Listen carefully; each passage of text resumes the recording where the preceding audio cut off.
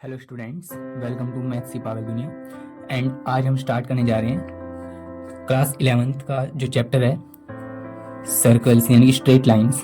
और उसी तरह से ये जो चैप्टर जो है पॉलिटेक्निक में आता है, तो वहाँ पे स्ट्रेट लाइन नाम का चैप्टर है, सेम टॉपिक है।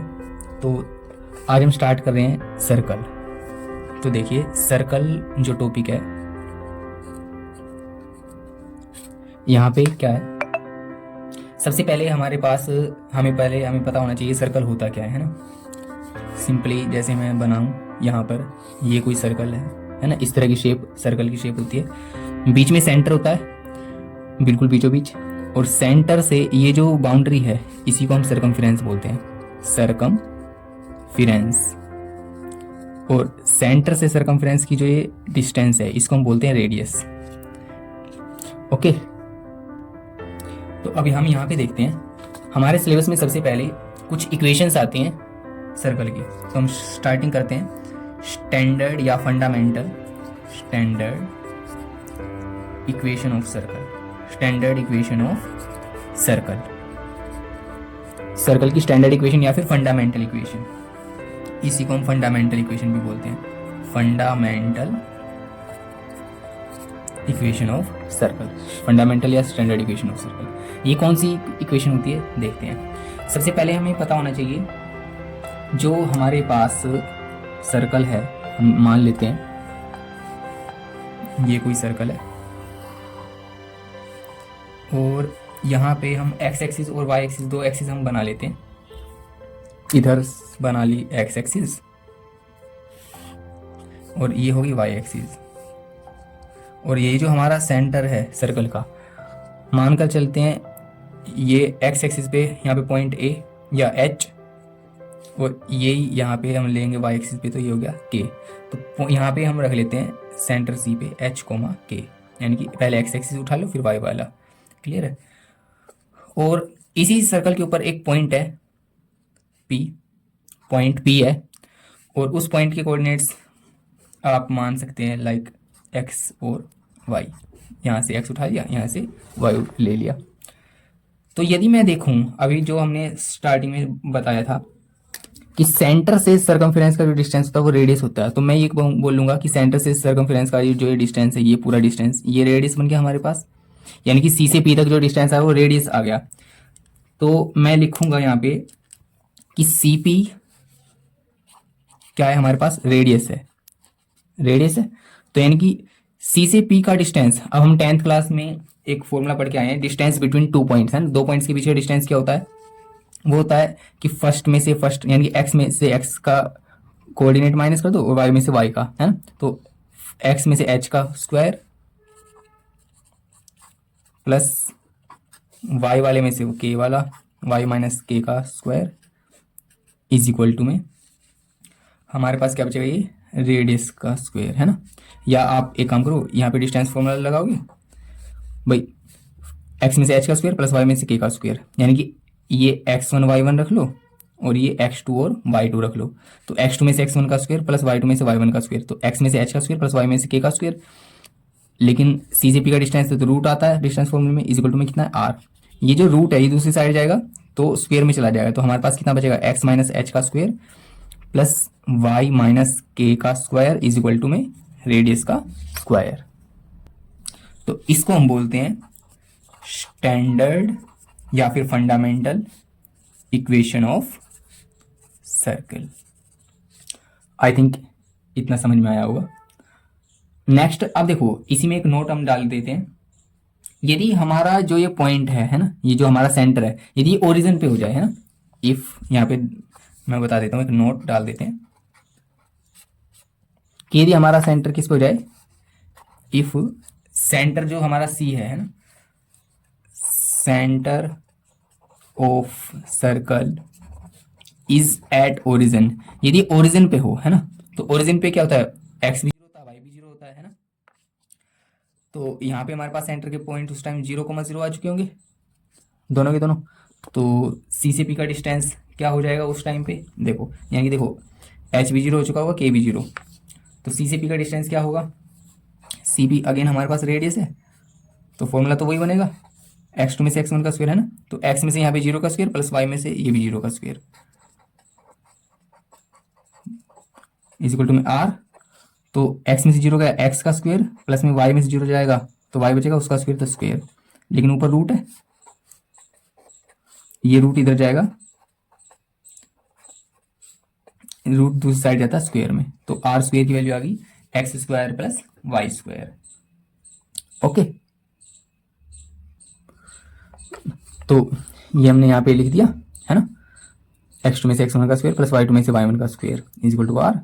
ये मैंने फॉर्मूले में पुट कर दिया, ये स्क्वायर दूसरी साइड जाएगा रूट में, सॉरी ये रूट दूसरी साइड जाएगा स्क्वायर में, तो हमारे पास आर स्क्वायर की वैल्यू ये आ चुकी होगी। ओके, रेडियस की वैल्यू ये है और आर स्क्वायर की वैल्यू इतनी है। अब देखो फंडामेंटल यानी कि स्टैंडर्ड इक्वेशन, एक अब हमारे पास आएगी जनरल इक्वेशन ऑफ सर्कल, है ना। तो सबसे पहले हमने जो इतना ही पढ़ा है इसी को रिलेट कर लेते हैं और इसी से रिलेटेड कुछ क्वेश्चंस हम सोल्व करके देख लेते हैं। नाउ स्टूडेंट्स, ये मेरे पास इस टाइम पॉलिटेक्निक की नॉर्थ पब्लिकेशन की, ये देखिए north applied mathematics, north publication की बुक रखी हुई है मैथमेटिक्स की। तो वहाँ से मैं इसी चैप्टर की फर्स्ट एक्सरसाइज का फर्स्ट क्वेश्चन देखने जा रहा हूँ। Find the equation of the circle having, यानी कि हमें सर्कल की इक्वेशन फाइंड आउट करनी है जिसका सेंटर 1,3 पे और रेडियस 3 है। तो हमें ये इन्फॉर्मेशन दे रखी है। अब हम सेंटर को सी मान लेते हैं ना, सॉल्यूशन डाल देते हैं। लेट सेंटर हम मान लेते हैं सी, है ना, जो कि हमारे पास कितना है 1,3 और रेडियस कितनी देती 3। हमें क्या निकालना है, equation of circle, equation of circle.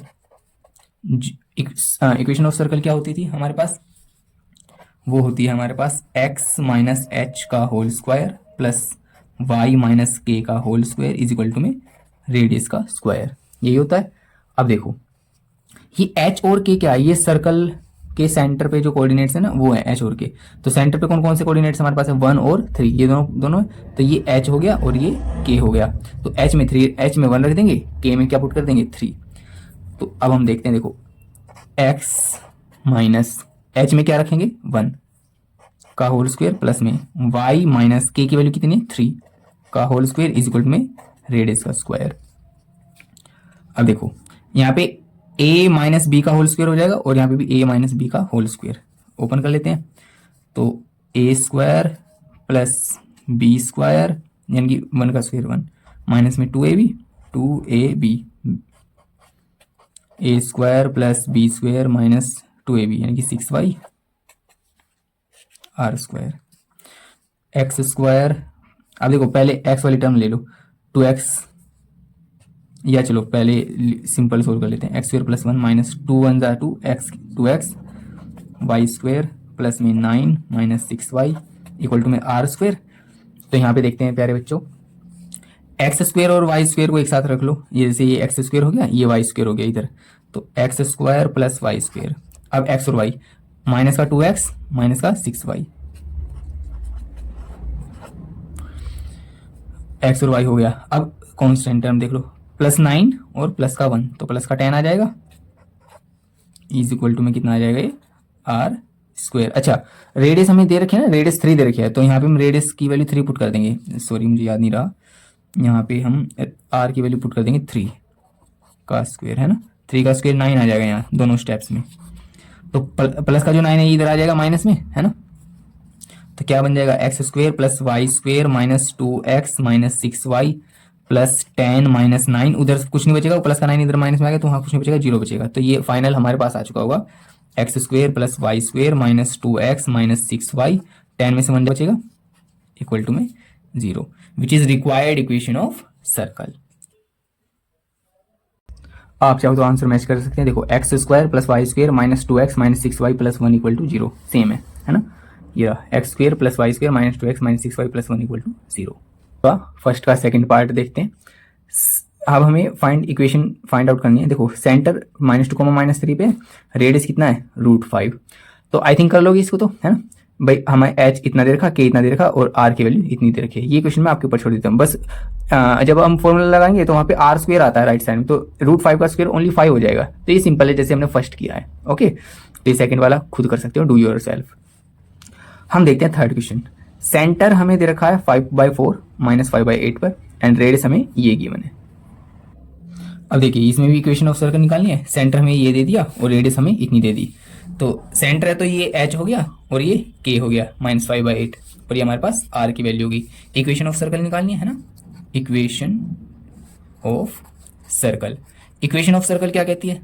वो कहते हैं कि x माइनस एच का whole square plus y minus k का whole square is equal to में रेडियस का स्क्वायर, है ना। तो यहाँ पे वैल्यूज पुट कर लेंगे। देखो x माइनस एच कितना है, देखो h की वैल्यू 5/4 है, तो मैं h की वैल्यू रख देता हूँ यहाँ पे 5/4, है ना।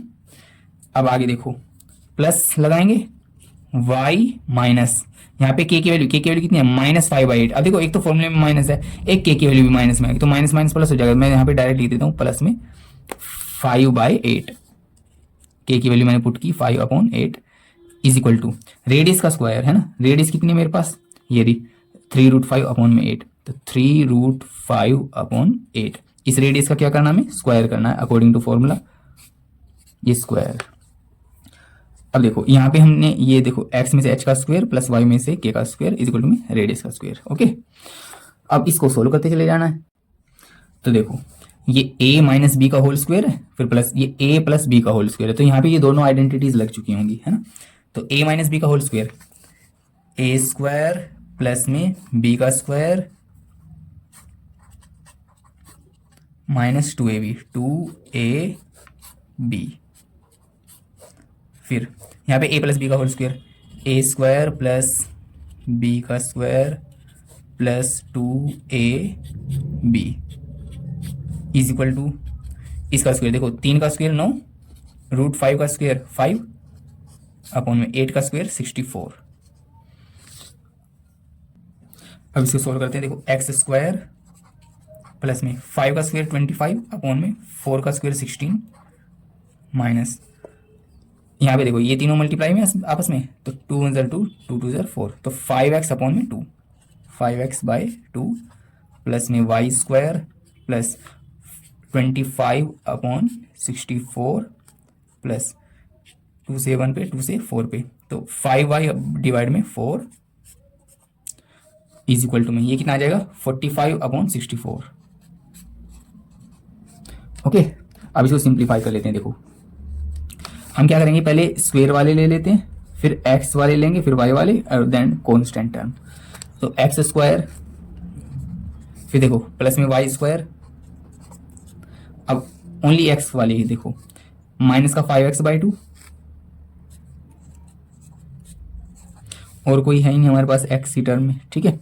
अब x वाला ले लिया, y वाला देख लेते हैं, प्लस का 5y/4। अब कांस्टेंट टर्म देख लो, ये 25/16 और 25/64, तो पहले प्लस का 25/16 फिर प्लस में 25/64, इधर से ये प्लस का 45/64 इधर माइनस में आ जाएगा 45/64 माइनस में आ गया, उधर कुछ नहीं बचेगा 0। ओके, अब देखते हैं।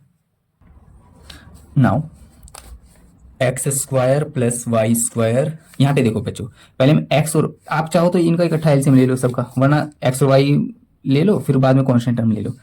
तो देखो 2 और 4 का एलसीएम 4 ही आएगा।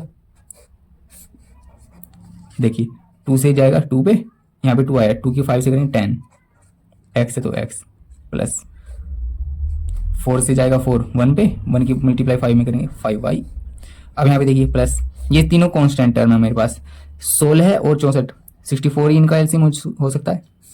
आप सीधा 64 ले लो क्योंकि 16 की टेबल में 64 4 से चला जाएगा, है ना। 4 पे आएगा, 4 की मल्टीप्लाई ऊपर 25 से, 25 की 4 से करेंगे 100 आएगा 1 पे, 1 की 25 से करेंगे 25 माइनस ये 1 पे आएगा, 1 की उधर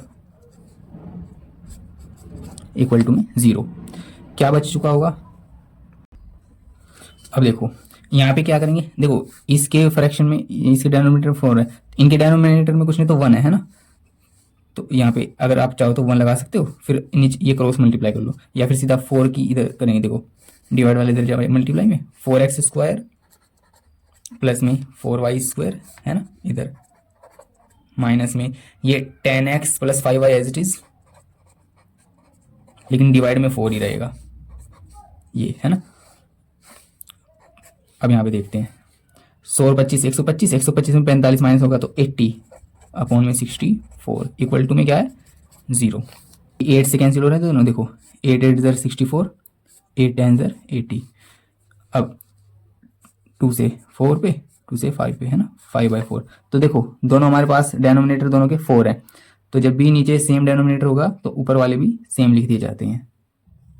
तो देखो नीचे डेनोमिनेटर सेम है क्योंकि बीच में प्लस माइनस का साइन है, तो जब भी नीचे डेनोमिनेटर सेम है तो ऊपर वाले भी सेम लिख दिए जाएंगे। नीचे रहेगा 4 और ऊपर वाले सेम लिख दो, 4x² + 4y² - 10x + 5y plus का 5।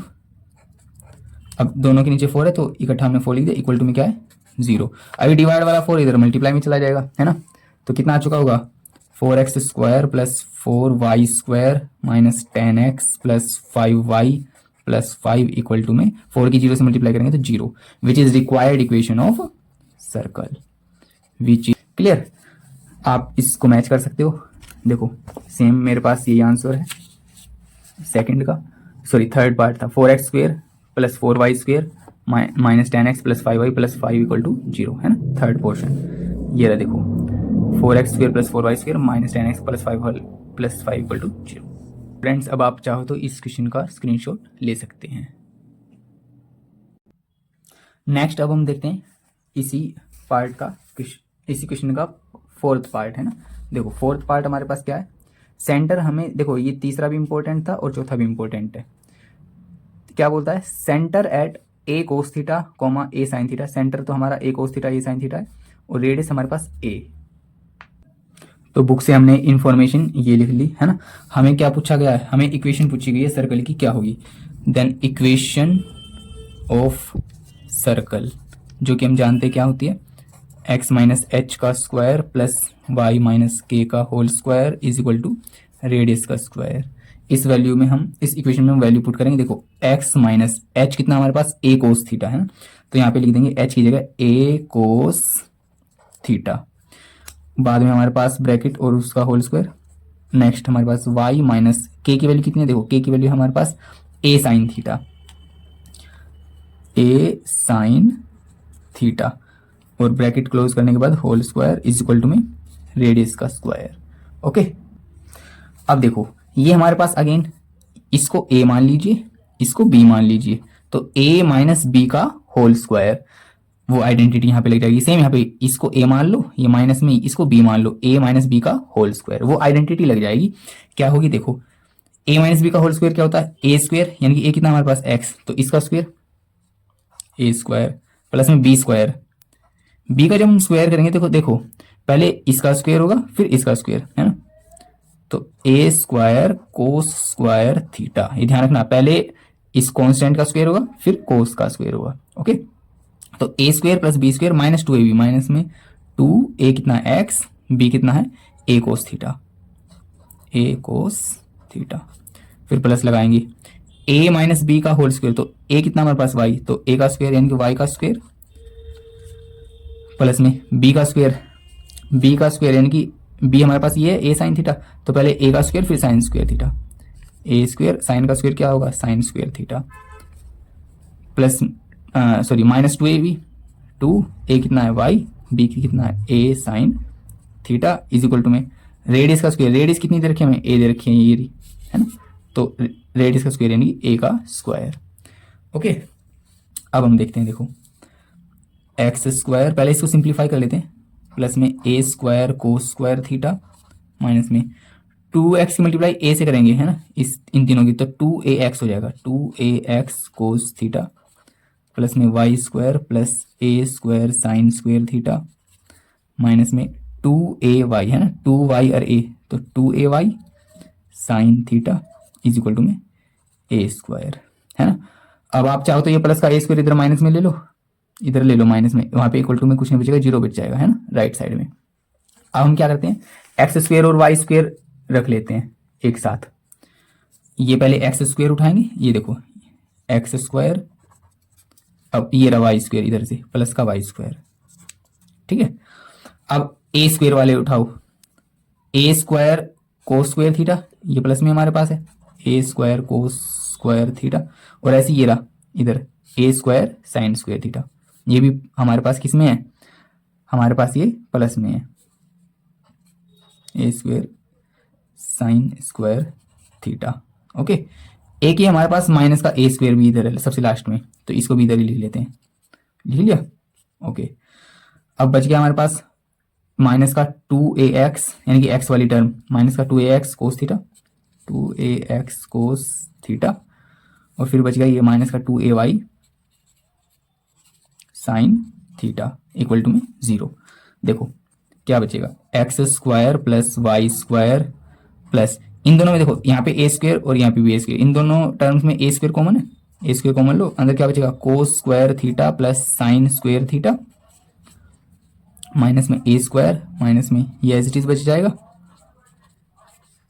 2ay sine theta equal to में 0। देखो sign square theta plus cos square theta ये टोटली 1 हो जाता है ना, तो उस 1 की मल्टीप्लाई यदि मैं ए स्क्वायर से करूं तो ए स्क्वायर बन जाए ए स्क्वायर, है ना, x square plus y square plus A square, ये पूरा हो जाएगा 1, जो कि आप 10th क्लास में पढ़ चुके हैं identity, sine square theta plus cos square theta equal to 1 होता है, माइनस में हमारे पास A square minus 2ax cos theta minus 2ay sine theta equal to में 0। अब देखो लास्ट स्टेप क्या होगा, मैं यहीं पे बता देता हूँ, ए स्क्वायर की 1 से मल्टीप्लाई करेंगे ए स्क्वायर आएगा, लेकिन वो प्लस का हो तो प्लस का ए स्क्वायर माइनस का ए स्क्वायर कैंसिल हो गया दोनों के दोनों, तो जो बच जाएगा यही हमारे पास फाइनल रिजल्ट होगा, है ना। इसी को हम बोल देंगे equation of circle, which is required equation of circle. देखो x square plus y square minus 2ax cos theta minus 2ay sine theta equal to 0। अब आप यहाँ पे आंसर मैच करोगे तो यही सेम आपको मिलेगा, फोर्थ पार्ट है ना, x square plus y square minus 2ax cos theta, देखो ये रहा minus 2x cos theta minus 2ay sine theta equal to 0, same result. Then students हमने ये फोर्थ पार्ट भी फिनिश कर दिया। फिफ्थ पार्ट जैसे हमने फर्स्ट पार्ट किया था बिल्कुल सेम ऐसे ही हमारे पास फिफ्थ पार्ट है। I think you can do it your self. Thank you very much. Next अब देखो, अब हमने पढ़ी थी स्टैंडर्ड फॉर्म ऑफ इक्वेशन, है sorry standard equation of circle. अब हम देखेंगे नेक्स्ट वीडियो लेक्चर में कि जनरल फॉर्म क्या होती है सर्कल की। तब तक के लिए बने रहिएगा। नमस्कार। और स्टूडेंट्स, जितने भी स्टूडेंट्स पॉलीटेक्निक डिप्लोमा या 11th क्लास के, क्योंकि ये टॉपिक 11th क्लास के लिए भी है, जितने भी देख रहे हैं वो please like share and subscribe जरूर कीजिए मैथ्स की पागल दुनिया को।